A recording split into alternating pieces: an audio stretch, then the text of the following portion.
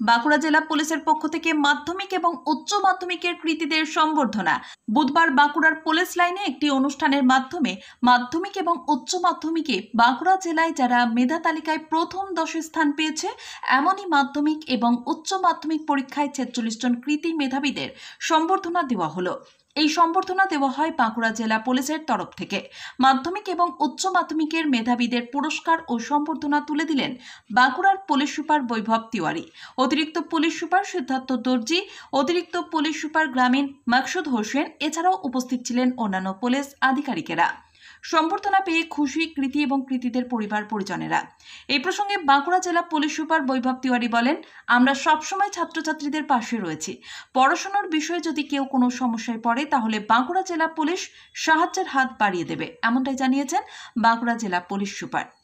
দেখুন, বাঁকুড়া জেলার প্রত্যেক বছরই মাধ্যমিক আর এইচএসে আমাদের জেলার সবচেয়ে ভালো পারফরমেন্স থাকে পুরো রাজ্যে।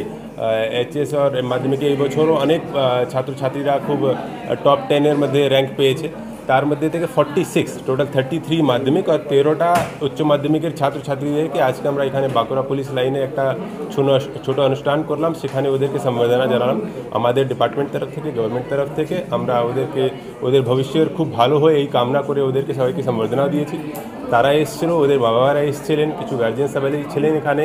কিছু বাচ্চারা আসতে পারেনি, তারা কিছু পরীক্ষায় আজকে বসে আছেন, তাদের গার্জিয়ানরা আসলো আজকে। তো তারা এখানে এসেছে, আমাদের প্রোগ্রামে পার্টিসিপেট করে আমরা খুবই আনন্দিত।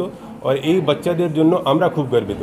তো আমরা তাদেরকে বলেছি কি জীবনে কখনো কোনো রকম যদি প্রয়োজন পড়ে, যেখানে পুলিশ আধিকারিক হিসাবে আমরা অথবা লোকাল গার্জিয়ান হিসাবে অথবা আমাদের কোনো রকমই সাহায্য যদি ওদের লাগে, আমরা সবসময় ওদের সাথে আছি।